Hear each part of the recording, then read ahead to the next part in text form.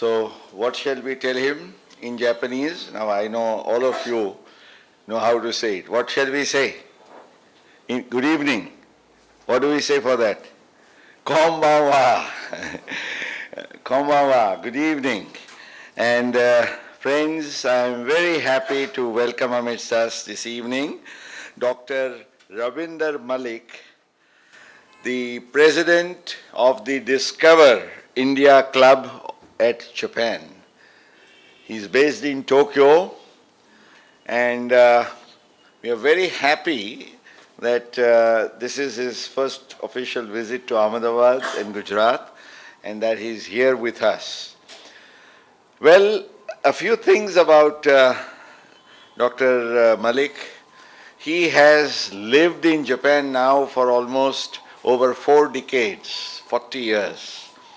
And, one thing we share in common is the Indo-Japan Friendship Association of, I would say, over 4 decades, with the only difference that I have been the secretary and then the vice president and now the president of the formal association.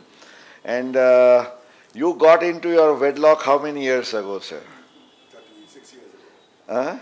36 years. So he has an Indo-Japan Friendship Association in his own home because he has a lovely Japanese wife. So now there is no reason or why he would be leaving Japan, because he has every reason to be there. He has, of course, a special link and connection even with Gujarat, for that matter of fact, because he has daughters, and one of his daughters is married into the Doshi family in Mumbai. So he was saying, my Samdi teaches me a few words in Gujarati. So I hope you can experiment some of that if you would like to, Ravinderji, this evening. Well, friends, how do I introduce our guest? In fact, I think he should give his real introduction, sharing his views and thoughts with you on this subject of new era of Indo-Japan relations, on which he'll be talking for a few minutes. He is very keen to interact with you, so we'll devote a fair amount of time when you can take questions. He'll be happy to take questions from you, that it can be an interactive meeting. But more than that, I think it's a very rare occasion for us that we will have Rabinderji. Of course, it will not be the Rabindra Sangeet of that kind, but the Rabindra Sangeet coming from Japan, because he is himself a very talented vocalist, and you will hear him. In fact, we've set up this background music for him, and you will hear him give his beautiful renderings of the Japanese popular songs, including the Japanese folk music, which is the Enka music. And I told him that we had the first exposure to Enka at our Japan festival when we had the young lady from Pune. But Rabinderji will give you a very distinct flavor, and you will enjoy that too. Well, friends, he was with the United Nations University in Tokyo as an executive officer for several years. Even at this age, he has not given up teaching, and he is a senior visiting fellow and coordinator at the Terry, Japan, and particularly the Kyoto University, the very distinguished University of Japan.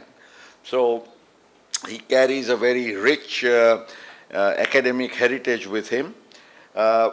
Just one more thing about him is this Discover Japan Club, which he founded about 2 years ago, is a body of all those in Japan who want Discover India Club, and he is Discover India Club, Discover Japan Club, we are compatriots.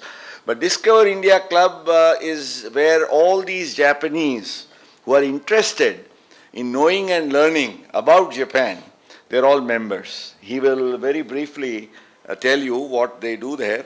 But we are very happy that he is here. In fact, I could go on reading his biographic profile. I have no intentions to take all that time because we have just about an hour. He has other commitments too. So, friends, let me, amidst a warm round of applause from all of you, welcome Dr. Rabinder Malik to our Ahmedabad Management Corporation.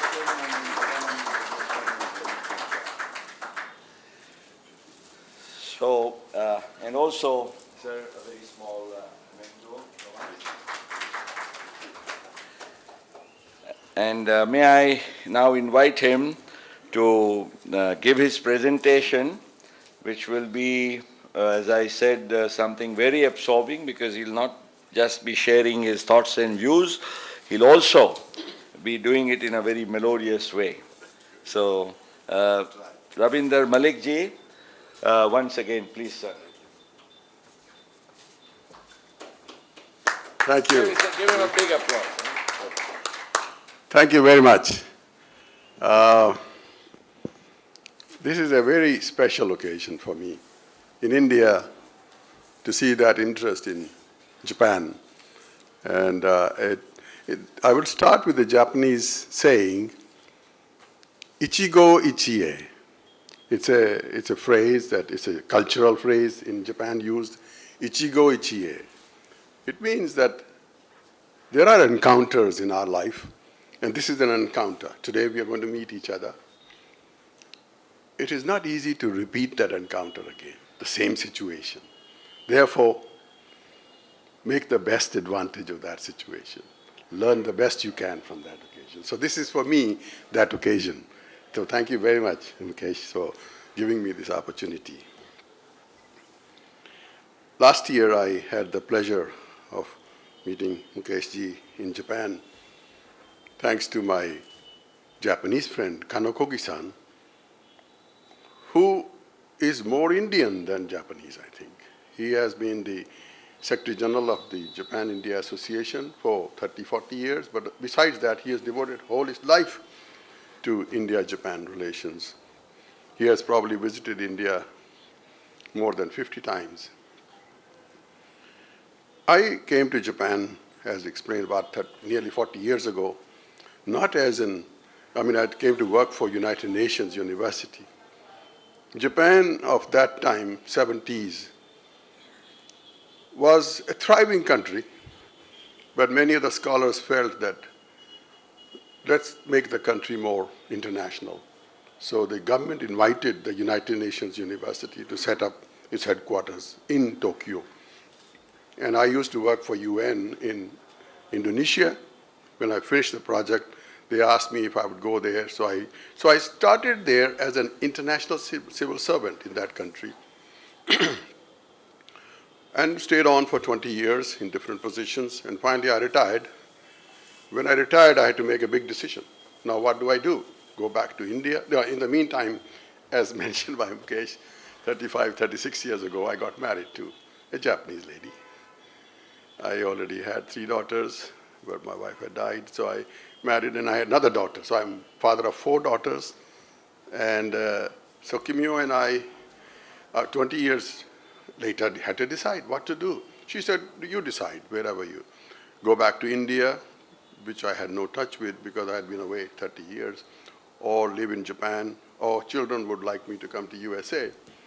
But having lived there for 20 years in a small town near Tokyo, where almost everybody knew me, and I had so many friends and contacts, if I would go away, I would lose all that and start somewhere else again at the age of 62. And so I asked the government of Japan if they would give me a permanent resident, and they did. And so my life started again. In Japan, we call it the second life after retirement. Daini no jinsei, second life. And I'm glad that that spirit was there because until then, I did not have to speak Japanese so much. My work was in English. But having taken that decision, I felt that I must speak Japanese. So the best way to learn at that age is interact with Japanese and to learn music. Music is the best way to learn a language, I think. But that music, when I learned, not only told me that our melodies were similar, but the thoughts in those songs were so similar that I felt that there is this somewhere link between our two cultures. So I tried to make more research, study more about that. The conclusion, of course, very simply, in short time, I will just mention a few words. 1500 years ago, or 6th century, that Buddhism reached the shores of Japan via China, not directly. And Japanese scholars, Japanese religious people would go to China, and Indian scholars, they met there and interaction started. But 700 years ago, an Indian religious leader, Bodhisena, went to Nara and then started all over again. So this goes back centuries old. So these contexts are not visible. They are there, down there, somewhere in the heart. But then again, Swami Vivekananda, after Japan, after Meiji Restoration, as you know, Japan was a closed country for many centuries. After Meiji Restoration, it opened, 1870s. And Swami Vivekananda visited, 1893, and met the religious leaders there. And together with the Japanese leaders, they went to Chicago to attend the World Religions Conference. And they brought Asian culture, Asian values up there front. Swami Vivekananda was very impressed by the piety, the cleanliness, and so forth, and he made many good friends. But then later on, early 20th century, another famous Indian, Rabindranath Tagore, came to Japan. He was deeply touched too by the people, by their simplicity, and he became friends with a very famous Japanese scholar, Okakura Tenshin, and who came to India, and the interaction started. So Vishwabharati University became the center for this interaction. But then, after that, of course, let's go to the World War II. After the World War II, Japan, as you know, made remarkable progress. And a couple of things happened, which I would like to mention at this stage, because war left very, very bad memories in Asia vis-a-vis Japan. But we did not have that load. Why? Because somehow our own leader, Netaji, was trying to fight for independence, and Netaji was helped by the Japanese. And fortunately, I think Imphal thing didn't work out, so we don't have that sad experience, and that doesn't leave any bad impressions there, you see. But then also in 1949, our Prime Minister Nehru sent an elephant named Indira, after his own daughter, for the children of Japan who were suffering after the World War. After World War II, the situation in Japan was terrible, to say the least. I think those of you know. So that touched the Japanese, the feeling, 1949, when Nehru sent them. And of course, I think some of you may have read about the Far East Military Tribunal, where Justice Radha Vinod Paul was courageous enough to give a dissenting opinion, and that has left a very, very good impression among the Japanese. His statue is still there in the shrine there, which the world doesn't like that shrine, but his statue is there. And then in 1952, India and Japan signed the Treaty of Peace and Friendship. But the great thing that happened in that golden period was that in 1960, the current emperor and empress, who were crown prince and princess, visited Japan. India International Center in New Delhi is opened by the crown prince at that time. This time when the emperor came again, they saw that place there. And of course, since then, time passed. Many things happened. We don't have time today to go into that. And also the atomic tests and so forth. But recently, going back from 2000, another phase started. Prime Minister Modi came, and we started new era of friendship, and I'm going to talk about that a little bit. In 2006, India and Japan signed this global partnership agreement. And then also the contact maintained annual visits by prime ministers. This is going on regular basis. And also, fortunately, recently, our bilateral relations are not just economic or business relations, but also strategic, political. And I believe that in the Asia region, Japan and India's close relations are good for Asian stability. Asian peace, I think, is good, and for the world stability too. So, I think that our two countries working together is good not only for our two countries, but also for the region and for the world too. So having lived there 40 years, half of my life, I felt what I can do now, from now on. What I could do is to do whatever little bit I can do in my own way to help promote people-to-people connections. Because unless Indians know what Japanese are, or what Japanese know what Indians are, there is always be a stereotype. Indians are like that. But if you meet each other, and that is the purpose, and I'm so glad today to see your center here. The whole idea is to let Indians know about Japanese culture a little bit. So 2 years ago, some of my Japanese friends insisted that I be the president of this club. It includes Kanokogi-san, number one, who kept going. And we've been trying to make some efforts in the context of explaining to Japanese, in Japanese language, Indian society, Indian life, what India is, what Indians are, and so forth. I know there's a lot to be done, but as you know, I mean, in the last few years, India is now a global economic giant, a leader, emerging power, and fortunately, Japan has been a great supporter of India's economic development, right from the independence, through ODA and so forth. And there are more signs of that recently. Japan-India Comprehensive Economic Partnership Agreement in 2011 really opened more opportunities. And I should mention that recently, last year, 2 years ago, as I mentioned, Their Majesties Emperor and Empress visited India. That was a great honor. I felt a great honor being an Indian living in Japan, a respect given to our country, that at that age they decided to make their second visit. Soon followed by Prime Minister Abe to be the chief guest at our 26th January event.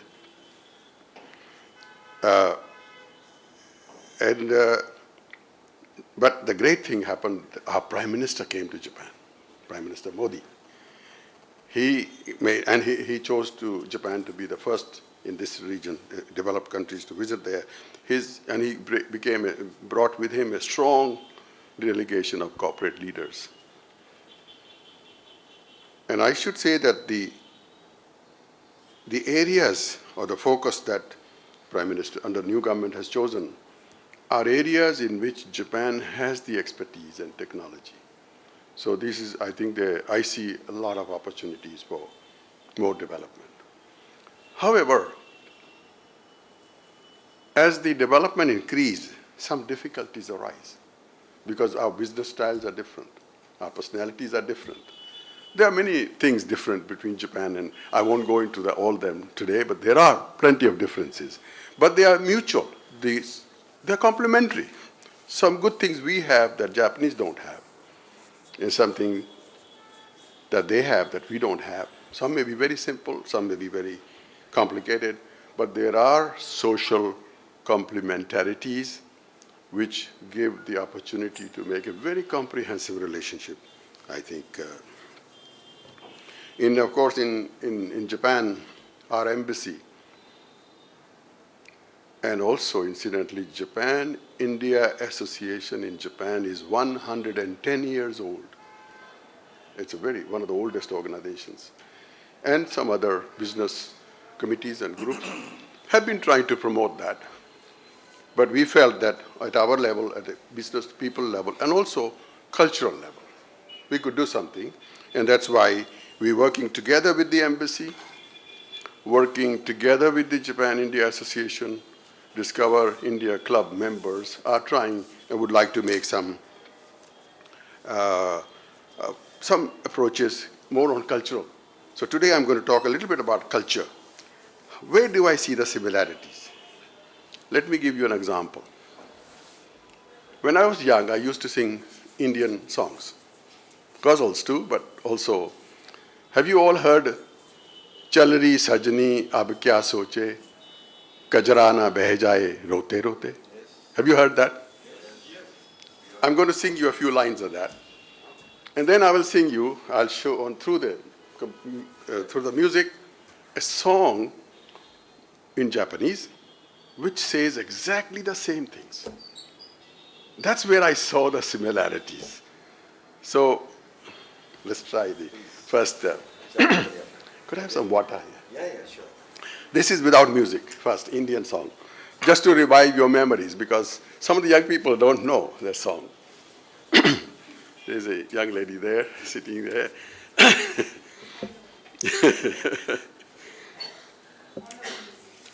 All right, just a few lines. चल रही सजनी अब क्या सोचे कजरा ना बह जाए रोते रोते चल रही सजनी अब क्या सोचे बाबुल पछताए हाथों को मल के काहे दिया परदेस टुकड़े को दिल के दूर खड़ा सोच रहा आंसू लिए रे चल रही सजनी अब क्या सोचे same thing same thing you will hear लगा दीजिए music same thing you will hear exactly the same so I don't need to translate that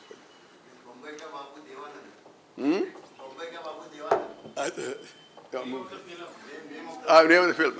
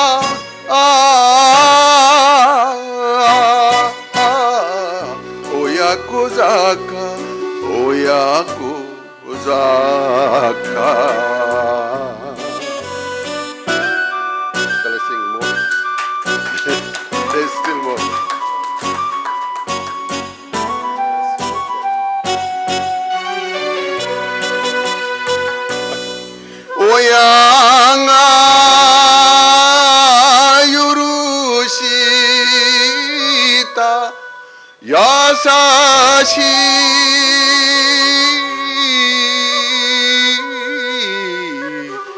人にやっともらわれとなり村何もお前にやれないけれどせめて自慢のお立ち酒無事で幸せ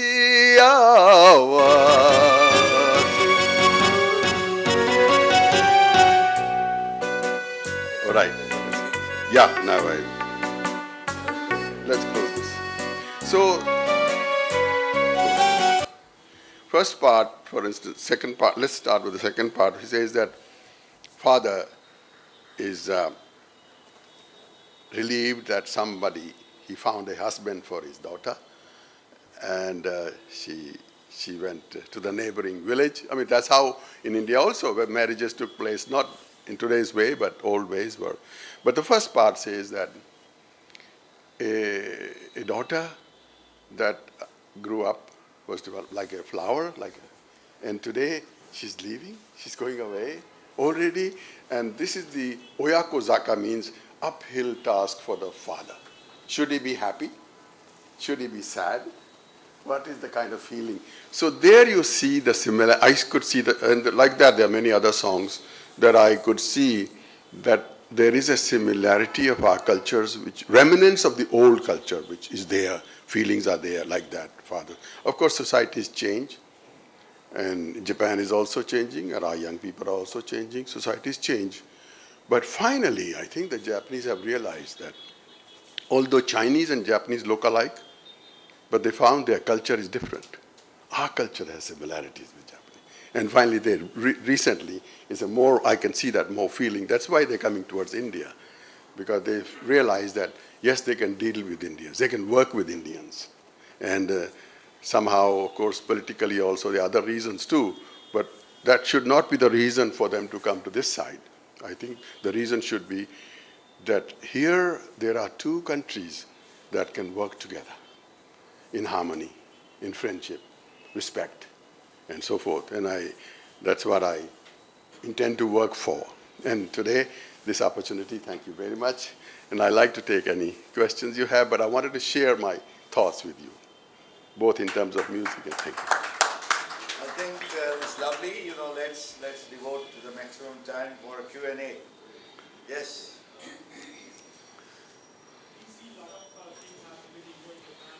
Come forward a little. I'm an old man. Yes, please. I have two questions. Number one, a group of urologists are visiting Japan from 2nd to 9th April. So could you arrange a sort of a program so that there is a sort of interaction between the Japanese and this thing? Because we are professionals. So our Mr. Cole, he may contact you if you agree, so that mutually agreeable program can be done for an evening or something of that sort. No, no. Secondly, we have observed that as far as my knowledge goes, in Japan, human waste also is utilized for production of energy. And here in our country, this is being completely neglected. On the contrary, it's a problem how to dispose of this waste. So could that technology be applied here also? Thank you very much. Actually, first question, yes, we will do whatever. Let's after that talk a little bit on that. The second question brings to my mind our Prime Minister's idea also. Swachh Bharat is connected with that. I think we have to make a beginning somewhere. We haven't made a beginning here. And there he saw, and for instance, there were many functions he attended. One function, we all Indians were there, 600 Indians. Ambassador organized that. And I still remember his message. He said, to you all Indians who live in Japan, please write to your relatives and friends how clean Japan is. How do they do it? To answer, first of all, and in Japan, governments don't do these things. People do it, and communities do it. So in my city where I live, for example, city of Urayasu has divided into 30 groups, 30 houses or areas. They call it Jichikai group. I've been the chairman for one group for a year too. So, sorry.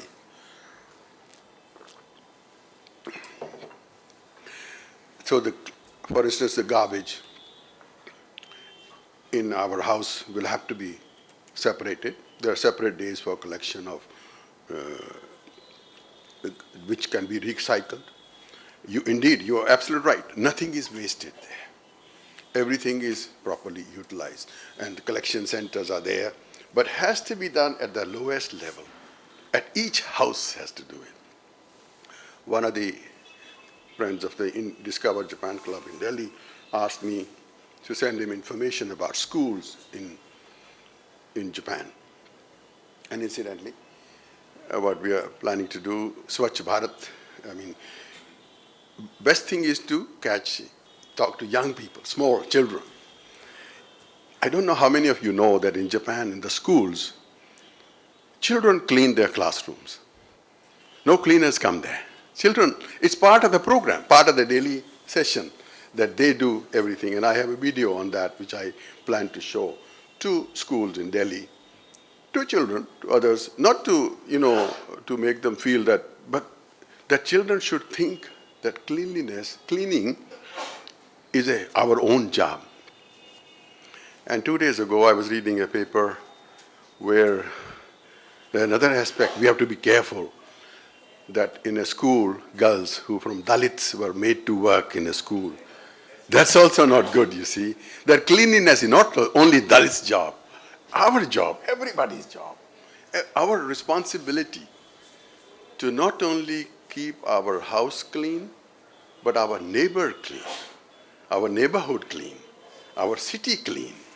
Then I think it will really be work. So you are absolutely right. I think that in that respect, I mean, Japanese won't tell Indians, you are dirty, we can't. So, but as an Indian, I felt maybe we can make some contribution.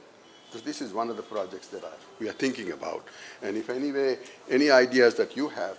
I'll share with you something. Yes, please. Hi, I'm in the tourism industry and I had an opportunity of visiting Japan as well once. And it's a brilliant combination of modern technology with the culture which they're still clinging on to and so respectful there. We send tourists from India to Japan. Indian tourists have got a very a unique tag to them. They're big spenders, but many countries they're still not welcoming Indian tourists because we have our own habits. It's nothing to do with the person, but it's a habit that we form, maybe talking loud, no respect for standing in a queue. Those are the small things which make a very big difference to them, but not from our point of view. Now, when we sending tourists to Japan, is there anything in particular that we should keep in mind that, at least we can brief our clients or we could guide them that, these are the basic things that you definitely have to do. Maybe you could get away with not doing that in another country, but in Japan, if you do this, because tourists are ultimately the best ambassadors of our country, and if they do that right, maybe the impression will be much better. So if you could just share some thoughts on that, that'd be great. Sure, that's a very, very important area, and I should say that in the last few months or nearly a year, Japanese are getting used to Chinese, who also speak very loudly, and there have been complaints about that too. True, but that's not only that. I think also one other problem might be that it's considered very expensive place, Japan still.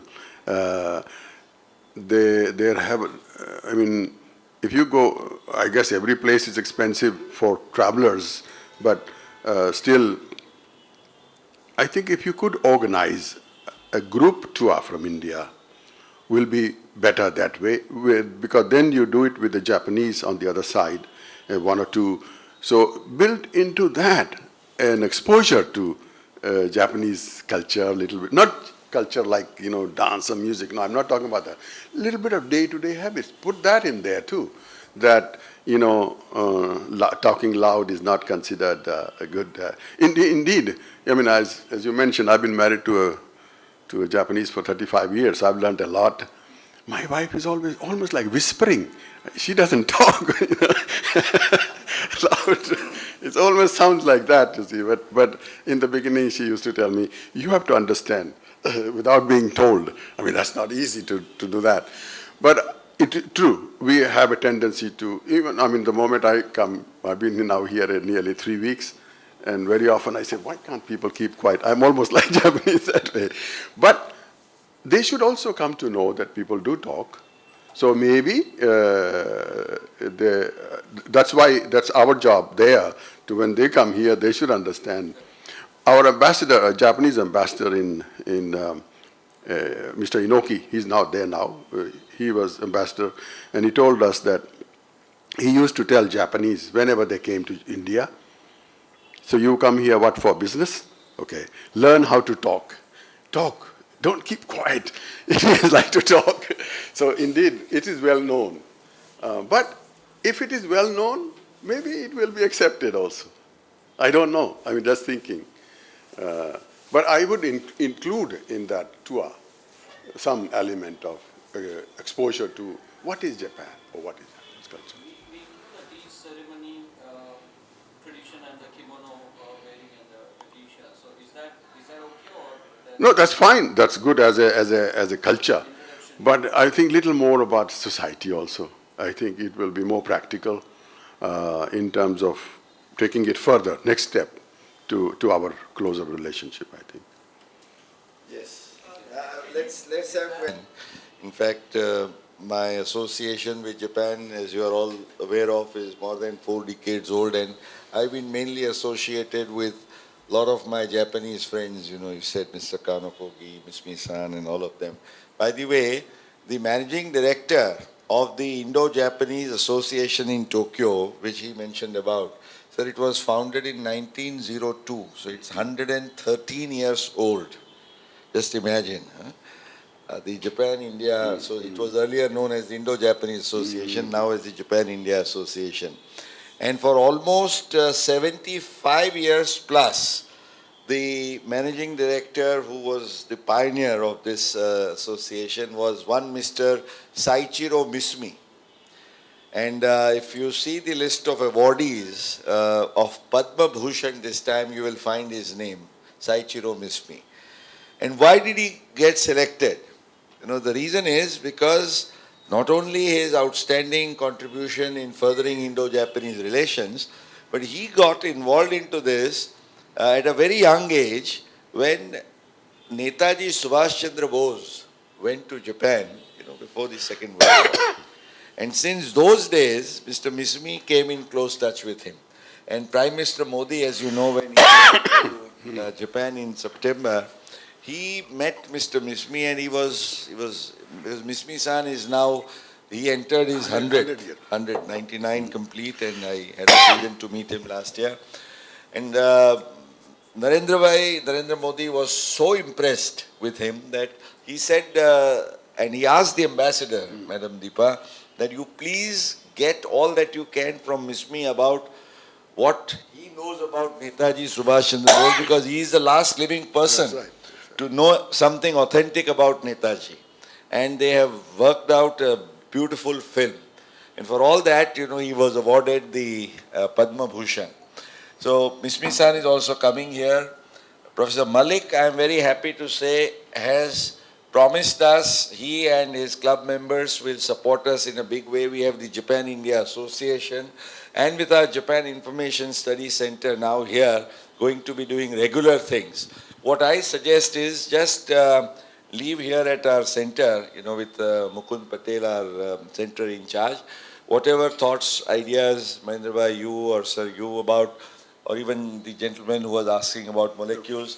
Because as you rightly said, it's only through this exchange and communication of ideas and information that you get the opportunities. And it will come up, because what we receive we'll send across to you, it will circulate amongst your members, and that is how. Sir, you talked about the Swachhata Abhiyan, and I wanted to tell you this blue booklet which you will see as a part of the Japan festival. We were so proud and happy that the experiment which we did for 5 days, Monday to Friday, every day, 3 hours, we had daily 5 to 6 schools, over 300 students, and in 5 days, in fact, nearly 1700 plus students participated in this program, which shared the Japanese philosophy of 5S, as you said, what is being taught. And we said, if the best way to get cleanliness is you train the children, the young impressionable minds, because our habits die hard, at the age of 30, 40, 50, 60, it's not going to happen. But if you really want, those impressionable young minds, and that is what they do in Japan. They teach them in the school, time management, how to be punctual. They teach them character building. And education is really used as the most powerful tool for learning so many values. Value-oriented education was our theme, sir. Inspirations from Japan. And we're very happy that this will work. So, sir, on this school project that you are saying, I think we can work very closely because over 30 schools participated in this program, and we've got the feedback that more and more schools would want to, involve. So we can certainly do that. Are there any other questions you have? Yes. Generic question. What can you share about the communication etiquette, maybe especially about email communication? How normally are they very different from the rest of the world in terms of email? How do you greet them? When can you expect a response? What kind of things you should write? It should be clearly written as a point by point or as a story. Communication between people? Yeah. For business purpose, let's say if you're sending an email to a company or in Japan, how do you normally interact in Japan?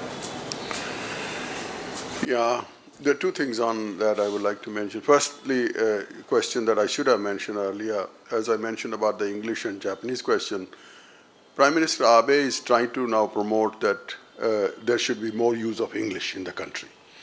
So 30 universities have been chosen as special universities where they will have courses in English language. So the idea is to have more foreign students come to Japan and also go abroad. And also many companies are now insisting that their staff work in English. So I think it will help the communication in further.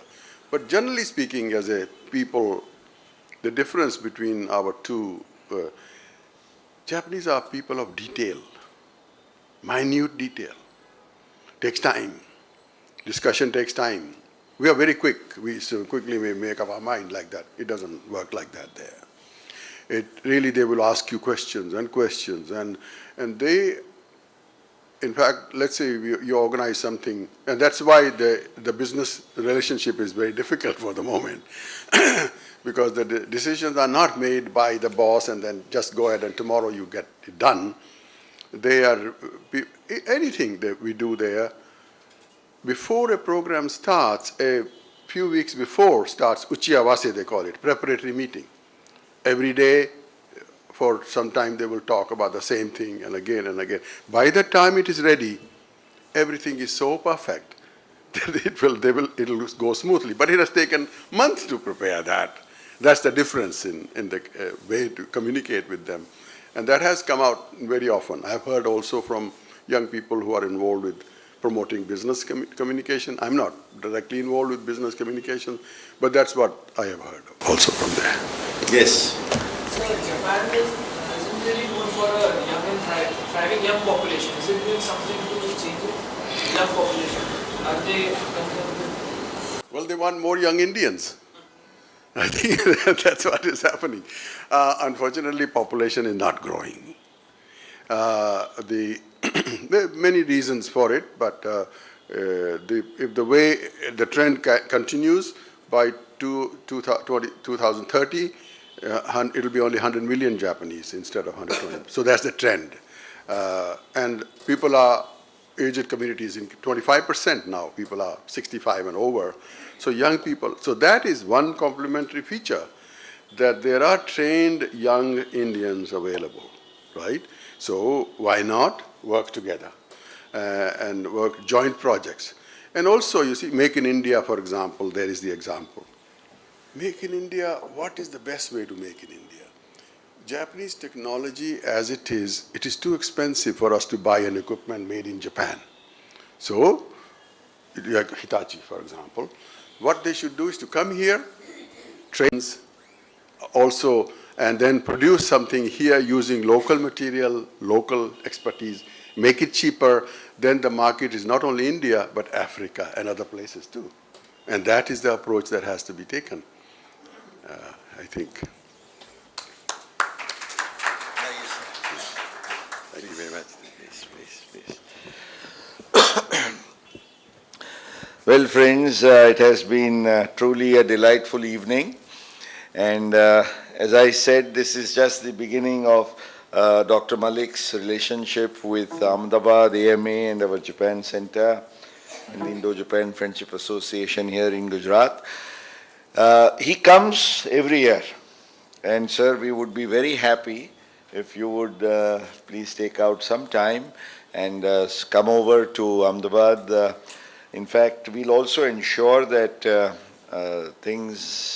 questions like the ones that have come up today, we keep on sending to you from time to time, and through your club members, you can possibly help, our people. Only one observation on what he mentioned in your last question was also very relevant about doing business with Japan. Now, if you really want to cut ice, with the Japanese in doing good business, well, as they say, communication, and communication has to come through the language. And considering the importance of this, in fact, as you rightly mentioned, not only in Japan they are trying to promote English learning more and more amongst the Japanese, but they are also supporting learning Japanese in countries like India and others. And we have been here at AMA, as you are probably aware of, one of the biggest beneficiaries since last year, because the Japan International Cooperation Agency, JICA, as we call, last year, as you know, friends, we had a teacher, Japanese native language teacher, who came and stayed with us for 10 months. And we had so many Japanese language programs. I'm very happy to inform you that with the very encouraging response to that, because Rabinder, you will be happy to know last year, in 2014, under this program, we had nearly 110 students, who came out learning Japanese language, here. And I'm very happy to inform you that JICA, we just received communication from them a few days ago, starting from this April, now not for 10 months, but for 2 years, we are going to have a native Japanese language teacher, a young lady who will be stationed here at AMA, will be living at our guest house and regularly conducting classes. So the young Indians which you refer to, I would encourage them, that when this facility is here for you and all yours, if you pick up Japanese, not only would you do good business with the Japanese in Japan, but with so many Japanese companies coming here in India and in Gujarat in particular, as you know, with this Make in India focus, I think it will go a long way. And that is precisely what we had in mind when we set up this Japan Center here at AMA also. So we are very grateful to you, Rabinderji, for spending this evening, also giving us a little delightful insight through the musical and melodious route about the similarities of Japanese and Indian cultures. And we look forward to your continued visits. And with those words of thank you very much, may I say, on behalf of all of you friends and on behalf of AMA and myself, domo arigatou gozaimashita.